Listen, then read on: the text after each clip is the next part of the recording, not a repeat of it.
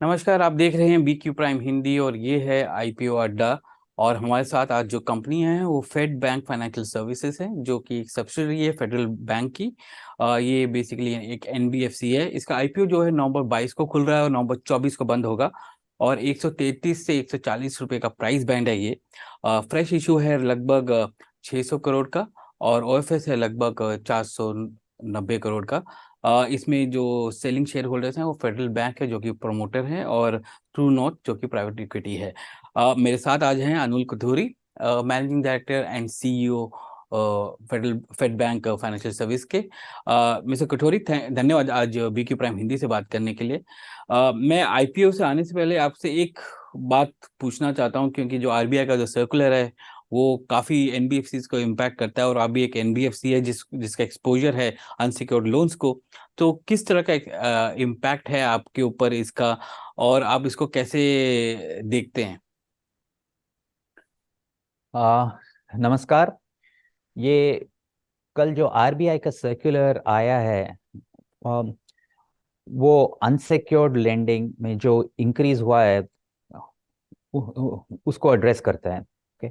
RBI का मेरे मेरे ख्याल से आरबीआई का ये इंटेंट है कि अनसेक्योर्ड लेंडिंग जो हो रहा है देश में, वो एक क्रम से हो, कायदे से हो, उसका सस्टेनेबल ग्रोथ हो। ऐसे नहीं कि इमीडिएटली बढ़ जाए, कुछ गलत हो जाए और बैंकों को और उपभोक्ताओं को कुछ दिक्कतें पहुंची हो। So that's the intent of the RBI circular. Okay. Okay. Now ये रिजर्व बैंक जो है, ये ऐसे रेगुलेशन निकालती रहती हैं। Sometimes they increase risk weights, they put restrictions on specific products and all that, but in a long sustainable journey of a bank or an NBFC, these are things you take in your stride and move ahead. Regulator जो message दे रहा है उस पे गौर करेंगे, and we will tailor our approaches, whether we or anybody else will tailor approaches accordingly and move forward. Specifically with regard to the RBI circular, I think it has said that unsecured lending for consumption is something that they wish to curtail. Okay. FedFina is a secured lender, okay, and over 86% of our portfolio is secured. So therefore, the circular will have a minimal impact on us.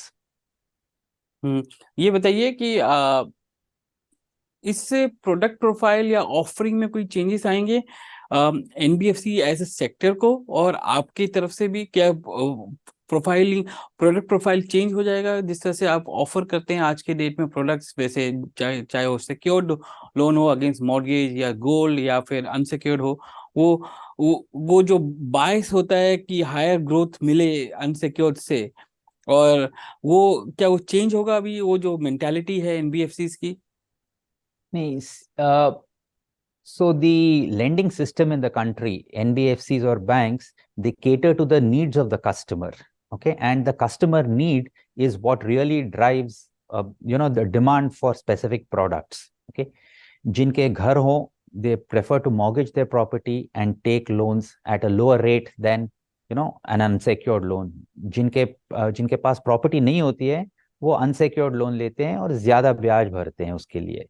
So the core of this is the customer and his needs and what he wishes to do. Now, what we've been seeing over the past couple of decades is that customers have preferred to accelerate their dreams and aspirations and their plans, whether it's professionally or personally, and finance them through debt and repay, as opposed to the prior conventional way of saving up to finance their aspirations. Okay. Now, the customer mindset is what it is, and I don't know whether that will change. And the lending system will cater to this, regardless of the circulars, or rather, having taken the circulars in their stride, we will cater to the minds, to the aspirations of the customer. At FedFina, we cater to the small self-employed customer, जिसे हम emerging India कहते हैं, or the small self-employed customer really needs money for working capital, and that is the core of FedFina's mission, to empower emerging India with easy access to loans. Mister Kathori, आप 600 crore race कर रहे हैं IPO से fresh issue में। इसके उपयोग कहाँ करेंगे, और किस तरह का एक्सपेंशन आप करना चाहते हैं? uh, India is growing quite rapidly, okay? But still, the availability of credit to the small customer is still constrained, okay? We see a great opportunity to grow when it comes to offering credit to the small self-employed customer or to emerging India, okay? We will use the capital that we raise to cater to this segment and further increase our lending to the small self-employed customer. ये बताइए कि आज के date में आपका जो branch network है south में ज़्यादा है, और उसके बाद वेस्ट में महाराष्ट्र गुजरात में हमने देखा है आपका नेटवर्क है।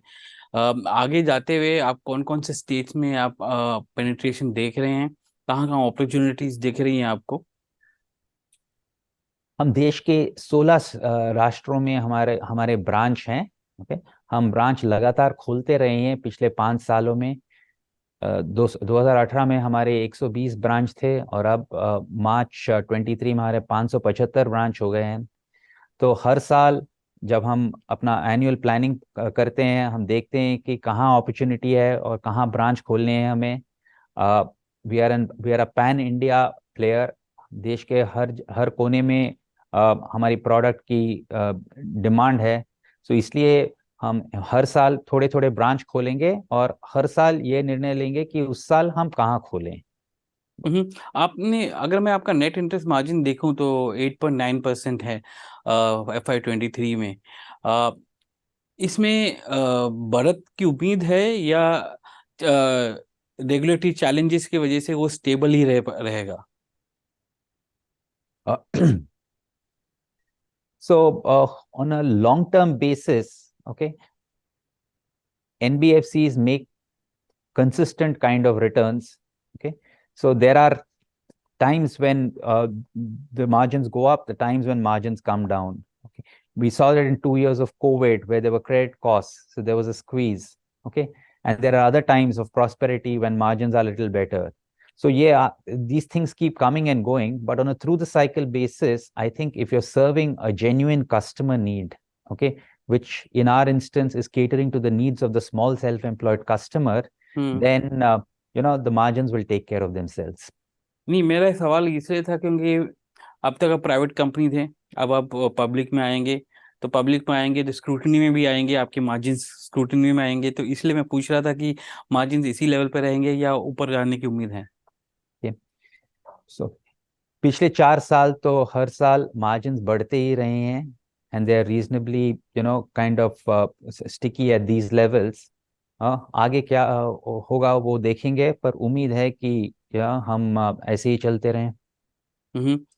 ये बताइए कि आप जो फंड रेस कर रहे हैं 600 करोड़, उससे आपका CRAR जो है वो कितना बढ़ेगा? क्योंकि अभी फिलहाल आई थिंक जून के एंड पे 19.7% के आसपास है, तो आगे जाके कितना बढ़ सकता है ये इससे? और आपके जो लोन बुक है उसमें किस तरह का रिस्क है, अगर है तो भी? हाँ जी, हाँ, we are adequately capitalized. Our CRAR, like you pointed out, is between 19 and 20%. Okay. And what this will do, what the capital raise will do, is to take up our CRAR by about 30%. Okay. From the 19% kind of number. Okay. The risk in the book, which was the second question, okay, is a product of how the economy is doing and how our customers are doing as a consequence of that.